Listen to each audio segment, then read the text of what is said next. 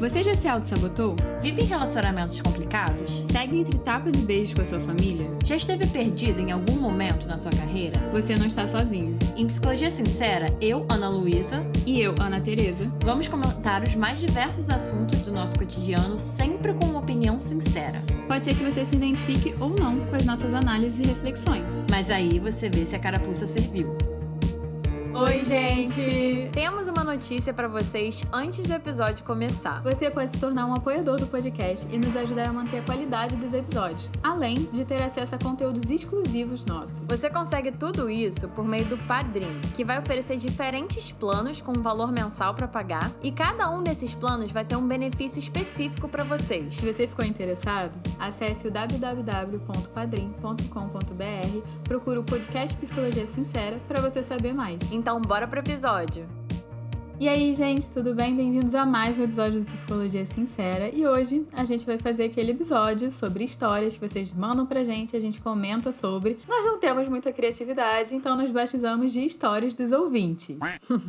E aí, assim, pra quem acabou de pousar aqui, quem clicou play nesse episódio, eu vou explicar um pouco como é que funciona. Vocês mandam história pra gente, seja pelo nosso e-mail, podcastpsicologiasincera@gmail.com, ou pelo nosso Instagram, @podcastpsicologiasincera. E lá a gente sempre vai falar alguma coisinha pra vocês que a gente recebeu a história e ela vai ser colocada aqui na fila pra fazer os episódios. E o foco, né, desse quadro aqui no podcast é que as histórias sejam anônimas. Não queremos machucar ninguém, não queremos expor ninguém. É um quadro pra gente tentar ajudar as pessoas, a gente tá aqui dando a nossa opinião sincera e, enfim, acolher vocês de alguma forma, né? Porque, mal ou bem, a gente sabe que vocês estão acreditando na gente e confiando na gente pra dar voz pra essas histórias que precisam de vozes. Então, se você quiser enviar alguma história pra gente, é só você entrar nesses arrobas e nesses e-mails que eu dei pra vocês. E, normalmente, a gente recebe muita história de muito tema. Então, pra gente juntar tudo e fazer um episódio mais coeso, a gente junta histórias de temas similares. E o tema de hoje é sobre pais superprotetores. A gente sempre acaba falando muito sobre família aqui no podcast.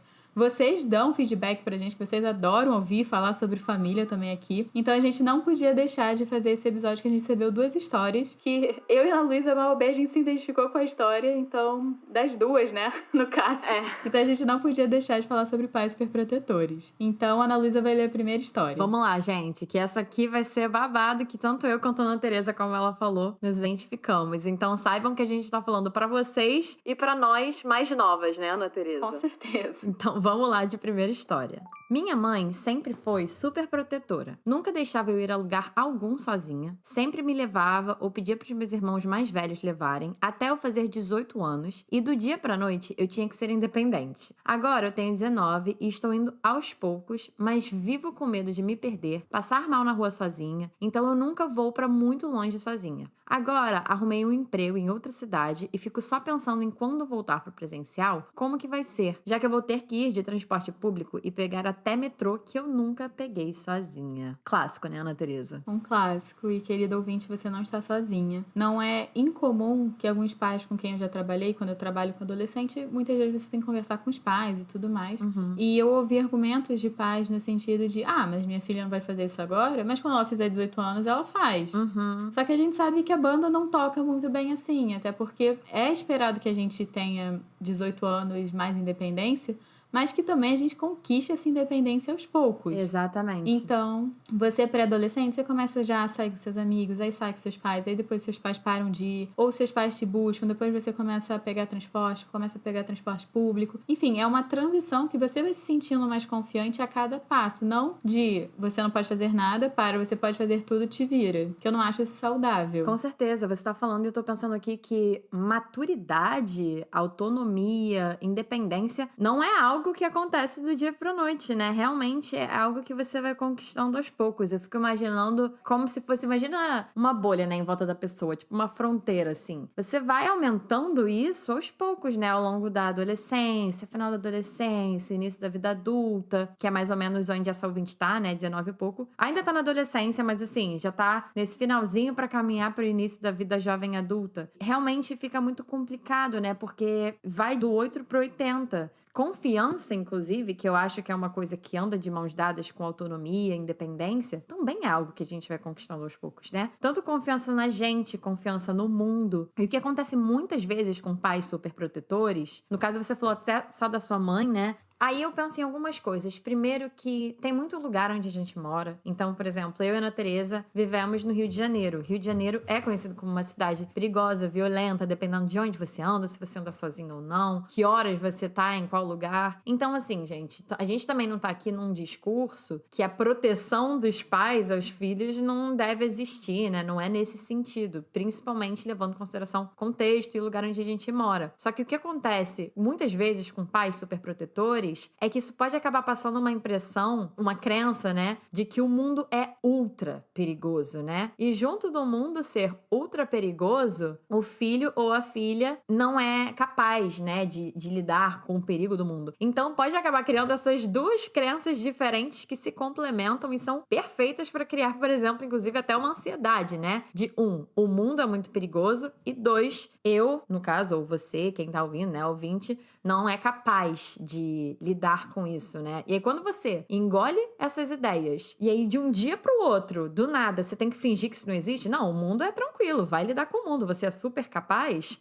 é muito normal que apareça esse medo, né? Essa insegurança em relação a lidar com o mundo, basicamente. Isso que você tá falando é muita verdade, que os pais, eles não fazem isso por querer. Na verdade, eles fazem isso com todo amor e carinho do mundo, pensando que estão protegendo os filhos, mas eles não desenvolvem um senso de autonomia, de autoeficácia, assim, no sentido da criança e do adolescente saber, eu tenho capacidade de fazer isso, eu dou conta de fazer isso. Porque a gente só sabe se a gente dá conta de fazer se a gente faz, ou experimenta fazer, dá errado, a gente aprende a fazer certo e faz de novo. Como você não tem essa exposição, você não aprendeu a fazer, você não nem tentou fazer, você não sabe se você consegue ou não. E quando a gente vai ficando mais velho, a gente vai ficando mais medroso. É muito diferente de criança que chega, vai lá, faz, tá nem aí o que vai acontecer, tá nem aí se vai ralar o joelho, se vai cair. E quanto mais velho a gente fica, com mais medo e mais receoso a gente fica de testar coisas novas. Só que nesse caso, quanto mais coisas novas a gente testar, mais a gente vai tendo esse senso de que a gente consegue, que você é capaz. É difícil? É, porque você falou que o fato de você conseguir um emprego em outra cidade, você ter que pegar metrô, já são coisas que te dão um certo medo.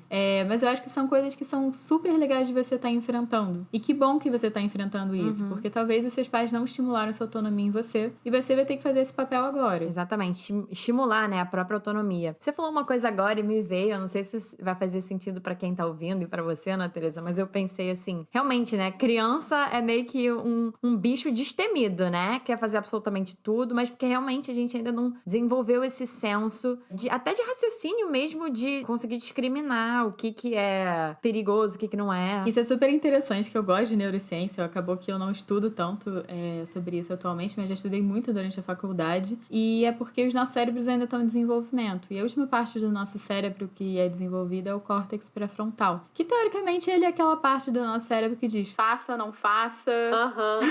É aquela parte que regula mais a gente. Eu acho que dá pra explicar dessa forma. E as crianças têm menos desenvolvido e os adolescentes também têm menos desenvolvido que os adultos. Então, muitas vezes, o papel dos adultos e pros adolescentes e pras crianças é ensinar esse medo e esse não faça que o cérebro ainda não tem. Mas, obviamente, dentro de certos limites, porque também não dá pra criança não fazer nada, né? Que nem a história dessa ouvinte, que é um extremo, ou fazer demais e não proteger essa criança que talvez ainda não saiba identificar os perigos que ela tá em volta. Pra isso, eu até queria indicar o episódio que é da minissérie, na verdade, da Netflix, se chama Explicando a Mente. Eles lançaram a segunda temporada agora em 2021. Tem um episódio só sobre adolescente. Eles falam sobre o processo, todo o processo do cérebro, como vai maturando, e o que é que acontece, porque na adolescência os adolescentes são do jeito que são. Então eu acho que é um episódio super legal pra gente abrir essa discussão de biologia também. E engraçado a gente falando de medo, né? Gente, a gente vê algumas emoções, né, talvez como negativas. Acho que o medo entraria nessa sacola aí de emoções negativas. E um parênteses muito importante que a gente sempre fala aqui no podcast: não existe emoção negativa. É só agradável ou desagradável de sentir. Mas o medo pode parecer uma emoção negativa, mas, gente, o medo, ele é protetivo de fato, né? Então, isso que a Ana Teresa falou, de que a gente ao longo, né, da infância, adolescência ainda não tem isso desenvolvido, mas ao passo que a gente vai se desenvolvendo, né, ficando mais velho, a gente vai ficando com mais medo das coisas. Isso não é necessariamente negativo. Isso, inclusive, é evolutivo, porque é importante a gente ter medo das coisas, é importante a gente ter esse senso de perigo, né? É isso que nos preserva e nos protege e que, né, faz a nossa espécie seguir. A gente já falou isso em algum dos episódios. Se não me engano, acho que foi no E Assim Disse Ansiedade. sociedade que a gente fala que os medrosos sobrevivem. Então, é importante ter isso em mente, né? Não é que o medo, por exemplo, da sua mãe, ou o seu medo agora, né, seja o vilão. Ah, não posso ter medo de nada. Não, porque esse medo te protege. É esse medo que vai te fazer pensar 2 vezes se você vai tomar uma atitude precipitada, onde que você vai. Esse medo que vai te fazer, às vezes, procurar qual é o caminho, o melhor caminho para você ir pro metrô, qual o melhor horário para você pegar esse transporte público. Então, tenta pegar esse seu medo como aliado, mas junto disso, ficar atento também para você não se render a ele, né? Não viver também só a partir disso. E como a Ana Teresa falou, vai aos poucos. Se por algum motivo, né, nossos pais, eles são do jeito que eles são, porque eles viveram as histórias deles. Às vezes eles foram super protegidos e podem estar só repetindo um padrão. Então, assim, sua mãe fez o que ela pôde e talvez não te deu muita margem para desenvolver aos poucos a sua autonomia. Então, realmente, ouvinte, agora é com você. Mas vai testando aos poucos mesmo, né? Entende que o seu medo faz parte, mas você pode ir aos pouquinhos testando as águas, assim, fora da zona de conforto. Até porque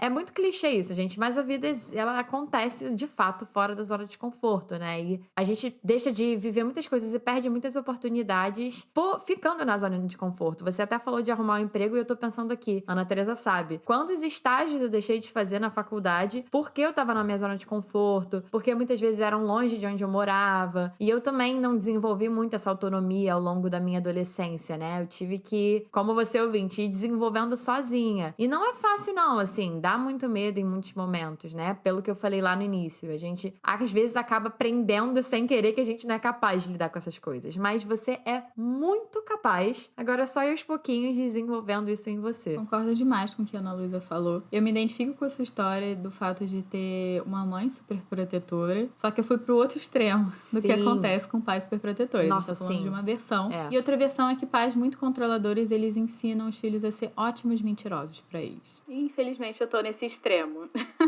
Então, assim, os pais acham que super proteger, controlar, vai fazer com que os filhos façam o que eles querem. Na verdade, os filhos vão aprender a manipular eles e dar o tipo de informação que eles precisam dar para conseguir o que eles querem. Então, não é uma relação muito saudável, não é o seu caso. Mas acabou sendo a relação que eu tive com a minha família também por essa super proteção. Então, acho legal colocar esse outro lado da moeda que pode existir. Com certeza.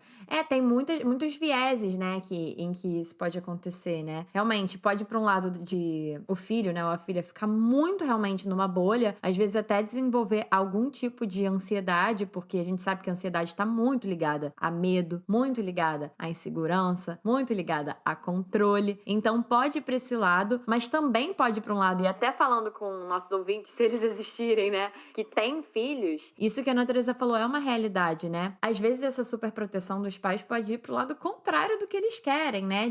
É tanta repressão, tanto controle do filho ou da filha dar uma explodida, assim. E, inclusive, às vezes, num nível desregulado mesmo, né? De não se preocupar com nada, de foi tão protegido e tão reprimido, de sair, assim, sem um menor senso de autoproteção e preservação também. Então, a questão da superproteção é muito importante de ser olhada mesmo, né? Pra ter essa regulação. Porque uma coisa que não tá regulada, se a proteção aos filhos não tá regulada, é muito provável que o outro lado vá ser desregulado também de alguma forma, né? Tanto para um extremo quanto para o outro. E o outro seria mais ou menos isso que a Ana Teresa falou, de o filho ou a filha talvez não ter essa reação de ficar na bolha, que talvez os pais queiram, né? E muito pelo contrário, só aprender a mentir muito bem e falar o que os pais querem ouvir para poder viver, né? E isso não é uma relação saudável de forma alguma. Então é isso que eu tenho para dizer para essa ouvinte. Vai dar tudo certo. Eu sei que dá muito medo, você tá fazendo todas essas coisas de primeira vez, mas acredito que passo a passo vai cada vez ficar mais fácil. Que a força esteja com você. Então, bora de segunda história? Então vamos lá, gente.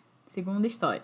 Oi, meninas. Escutei o podcast seu sobre pais superprotetores. Já tenho 20 anos. Meus pais não me deixam cortar o cabelo, botar piercing, escolher a roupa, fazer tatuagem, porque não segue o gosto deles. Também não me deixam sair de casa com os meus amigos. Eles ficam criticando os meus amigos e falam que só eles gostam de mim de verdade. Toda vez que quero sair, tenho que brigar com eles e a maioria das vezes acabo não saindo do mesmo jeito. Sinto que devo a eles, já que me dão comida, moradia e pagam minha faculdade. Além da faculdade que eu escolhi, me obrigam a fazer fazer outra faculdade e um técnico que eu não quero. Além disso, agora querem que eu estude para concurso. Não posso reclamar, porque tenho onde comer e dormir. Tento fazer tudo certo e mesmo assim eles me criticam, falando que eu não sou uma boa filha e insuficiente. Meus amigos também estão desistindo de mim, porque acham que é justificativa para não sair com eles. Ai, gente, que dó que eu fiquei dessa ouvinte. Me identifiquei muito com ela. Tadinha, Ana Luísa, adolescente aqui, tá te dando um abraço, ouvinte. Tá gritando aqui. Pô, nossa senhora. Cara, tem muitas coisas pra falar, assim. O que mais ficou forte pra mim é a palavra individualidade. Parece que você não pode ter a sua individualidade. Esse tema é um tema complexo, porque assim, você tem 20 anos, né? Eu lembro que quando eu tinha 20 anos, eu achava que eu era adulta.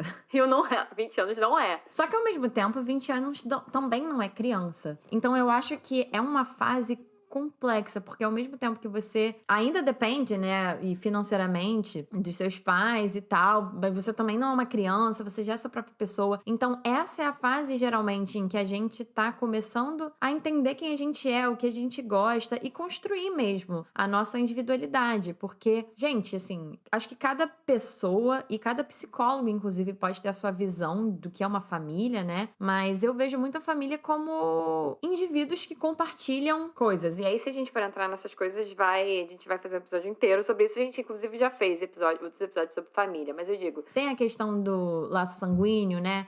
Da moradia, do vínculo afetivo. Tem muitas coisas que unem aqueles indivíduos de uma família. Mas eu vejo dessa forma, que são indivíduos que compartilham algo em comum, né? Eu acho muito complicado porque muitas vezes também pais superprotetores são muito controladores. E a questão do controle pode acabar perpassando no sentido da identidade dos filhos, né? Eu acho isso particularmente muito complexo. Acho que é uma ótima receita para uma pessoa realmente não saber quem é, né, Ana Teresa? Assim, não se conhecer, porque às vezes escuta tanto do que você deve ser, do que você não pode ser, que é muito complicado.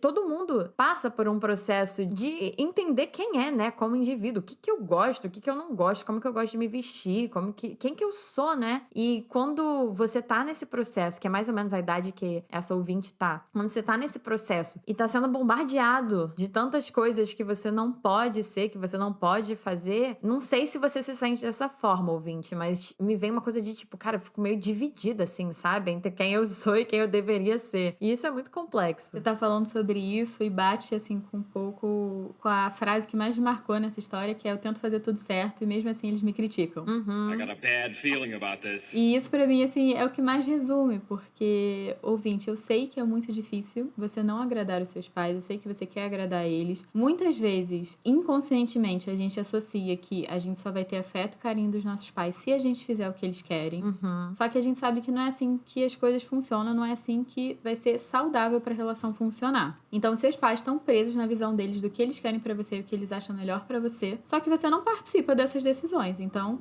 eles estão vivendo a sua vida por você. E tá tudo bem você querer começar a tomar as rédeas disso, porque pode ser que pra eles super funcionasse na cabeça deles fazer concurso público na época deles, mas você quer fazer concurso público? Uhum. Eu sei porque eu já passei por essa discussão com a minha família, deles quererem que eu fizesse concurso público, eu falasse, não é o que eu quero pra minha carreira. E eu tive que sustentar o desconforto de desagradar eles. É. E eu acho que isso vai entrar, assim, muito numa questão pra você trabalhar em si mesma. Você não vai agradar os seus pais o tempo inteiro. Os seus pais têm que entender que eles não vão ser agradados o tempo inteiro. E é assim que você vai construir uma relação adulta com eles. Porque quando você fala que eles continuam te criticando, apesar de você estar cumprindo todos os pré-requisitos deles, mostram que eles não são pessoas que estão vendo os lados positivos. Eles estão sempre vendo negativo, negativo, negativo. Já que eles estão sempre vendo negativo, por que você não faz o que você quer? Porque eles vão continuar vendo negativo. Maravilhosa, gente. Merece até uma salva de palmas aqui, porque a minha sócia maravilhosa. Não, mas e outra coisa que eu fico pensando em relação à família, acho que a gente já trouxe esse termo em algum dos episódios, né? Tem um conceito em uma das abordagens da psicologia, que é inclusive a abordagem que trabalha com terapia de família, que é o de diferenciação, que é um processo que todo filho ou filha passa na sua família, de basicamente você ir construindo a sua identidade e diferenciando da família no sentido de não ficar colado com essas expectativas, não ficar colado com o que a gente recebe da nossa família, né? Porque quando a gente nasce, é impossível, gente. A gente vai receber inúmeras coisas, valores, opiniões, visão de mundo, ideais. Não dá também pra esperar que a gente não vai receber isso dos nossos pais, né? A gente recebe. Mas chega um momento no processo que o saudável é a gente começar a discriminar, assim. Não, tudo bem, eu ouvi que, sei lá, um exemplo muito bobo, mas eu aprendi dos meus pais que falar não pros outros é errado. E aí tem sempre um momento que a gente vai parar e pensar, não, mas isso faz sentido pra mim? Pra mim, não sei se faz não. E aí esse é o processo de diferenciação, em que você vai começando a discriminar aquilo que você aprendeu com o que faz sentido pra você. E diferenciação parece que você vai chegar e vai ser contra tudo. Não é isso. Isso seria oposição. E às vezes faz parte, né? A fase da adolescência é uma fase que a gente tá muito nessa oposição à família. A oposição, inclusive, faz parte do processo de diferenciação. Só que quando você já tá chegando nessa maturidade da diferenciação, é quando você não precisa ficar só oposto a tudo. Você vai poder pensar, não, olha, isso aqui que eu aprendi com meus pais, nossa, faz muito sentido pra mim, eu quero seguir isso aqui que eu aprendi. Mas você também vai poder olhar e vai falar, Não, isso aqui pra mim não faz tanto sentido. eu acho que esse é o ponto e que é perfeito o que a Ana Teresa falou. Gente, se diferenciar da família não é agradável, porque precisa às vezes desagradar. E desagradar é desconfortável a beça, sabe? Eu não sei se você tem essa expectativa, ouvinte. Eu, no meu processo, com certeza tive um momento que eu tinha expectativa e também atendo pessoas, né, que eu vejo que, acho que isso é bem geral, assim,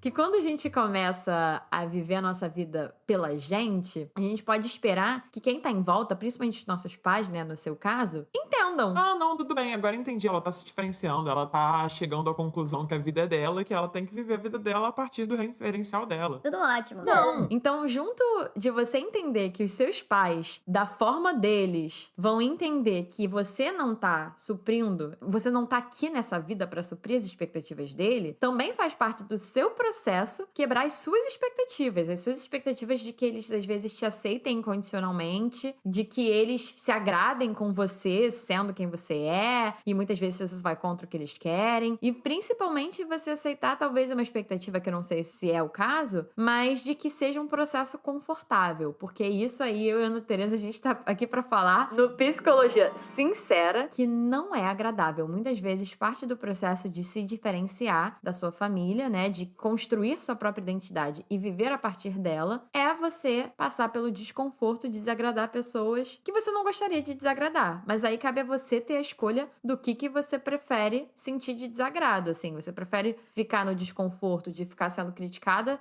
pelos seus pais por alguém que você tá tentando ser, que você não é? Ou você prefere pelo menos escolher você, ser você mesma e passar pelo desconforto, né, deles não se agradarem tanto? Esse daí foi um tapa na cara, não, Luísa?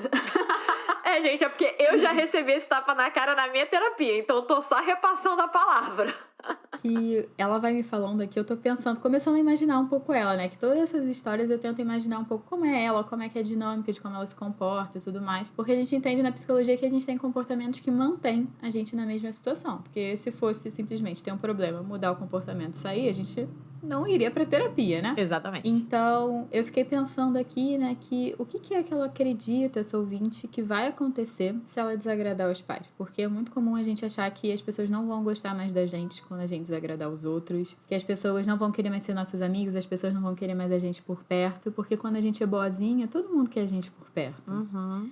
E aí é que tá, ser boazinha, nesse sentido, parece que tá te causando sofrimento. Então eu acho muito importante, assim, você parar pra pensar o que é que tem, o que é esse medo, né, de desagradar tem por trás do que pode acontecer. Porque muitas vezes existe um medo de abandono. E até que ponto esse medo tá sendo real? Porque se a gente parar pra pensar nos nossos relacionamentos geral, assim, no geral que a gente tem na nossa vida, tem coisas que os meus amigos fazem, minha família fazem, que eu não concordo. E não é por isso que eu deixo de gostar deles, não é por isso que eu deixo de sair com eles, não é por isso que eu deixo de gostar deles. Uhum. Então eu acho que muitas vezes é fazer essa discriminação, que desagradar alguém não é que você tá cortando vínculos com a pessoa, quer dizer que você tá colocando limites. E tá tudo bem, porque tá todo mundo colocando limite o tempo inteiro. Ou não. E se não tá, é porque a relação tá meio desequilibrada. Uhum. Mas a partir do momento que você quer construir relações saudáveis, vai ter momentos que você vai falar, olha, eu não gostei disso que você falou, não quero fazer isso daqui eu não gosto. E se a pessoa respeitar todos esses limites que você tá colocando, é porque são pessoas que querem estar com vocês e respeita você. Pessoas que não vão te respeitar são pessoas que não vão respeitar os limites que você tá colocando. E aí entra o questionamento. Quem você quer ter por perto? Que relações você quer gastar o seu tempo para nutrir? Eu acho que essas perguntas são sempre muito importantes. Com certeza. E só um último ponto, até porque eu já ouvi isso também de outras pessoas, né? Isso que você falou, né? Sinto que devo a eles, já que me dão comida, moradia e pagam minha faculdade. Esse é um tema também muito complexo. Não sei se você faz terapia, ouvinte, mas acho que caberia também, até porque esse momento que você tá vivendo, como eu tava falando, né? Pensando nas fases que uma família vive, é um momento muito, assim, muito pontual mesmo, né? Como eu tava falando, é um momento de quebra de expectativas num geral. Dos seus pais terem as expectativas deles sobre você quebradas e você ter as suas expectativas dos seus pais quebradas, porque muitas vezes isso é bem bilateral mesmo, assim. Você tem a expectativa que seus pais vão gostar que você faça tatuagem, às vezes eles não vão gostar. E tudo bem também eles não gostarem, né? Isso vai muito de cada um, é o gosto de cada um. A questão é o que você faz com isso, né? Você já tem 20 anos, então, enfim. Mas isso que você falou de que você deve algo a eles porque eles te dão comida, moradia e pagam sua faculdade, isso pra mim soa um pouco complexo, assim. E aí que eu penso na terapia, porque me vem uma sensação de uma relação que acontece a partir de uma moeda de troca, assim, sabe? Então, porque você é filha deles e por você ser filha deles, eles cuidam de você, né? Da sua vida por comida, moradia, que são necessidades básicas que a gente tem, basicamente. Por isso você deve uma moeda de troca. E o que é a moeda de troca? Até me veio aqui, assim, se você estivesse numa terapia comigo, eu acho que eu ia explorar um pouco isso e tentar entender. Então, tudo bem. Pensando nessa lógica de troca, né?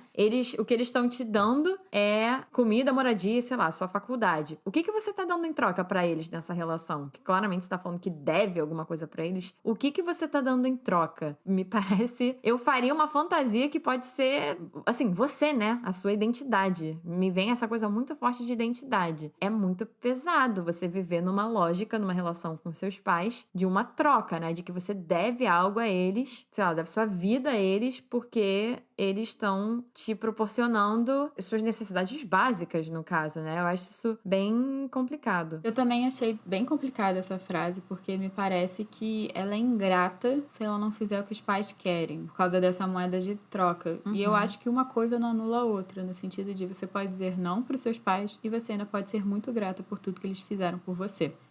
Porque muitas vezes a gente fala... Ah, mas eu vou falar não, eu vou falar que eu não quero. Ah, talvez eu esteja sendo ingrata. Gente, você pode ser muito grato e não aceitar tudo que as pessoas te dão. Uhum. Você claramente escreveu essa história falando que você sente que seus pais te dão comida, te dão moradia, pagam sua faculdade, te sustentam. Então você tem ciência de tudo isso e acredito que isso você sabe que requer esforço, requer tempo, requer dinheiro dos seus pais e você reconhece tudo isso e é grata por isso. Mas isso não quer dizer que você não possa dizer não. Vamos lá, uma coisa não anula a outra. A gente pode sentir e fazer mais de uma coisa ao mesmo tempo. Com certeza. Ouvinte, receba nosso abraço, porque essa fase que você tá vivendo é uma fase complicada mesmo, é uma fase de muitos altos e baixos, mas se te alivia de alguma forma ouvir que é super normal. Normal no sentido de ser uma fase com muitos embates entre pais e filhos, muitas expectativas. Então, essa fase, num geral, passa. Mas é isso, né? Você entendendo onde que você tá nisso, o que você pode fazer. Acho que cabe, né, essa assertividade mesmo, se pra você faz sentido, e entender, como a Ana Teresa falou. Se já vão te criticar independente, você pode escolher a partir do que eles vão criticar. E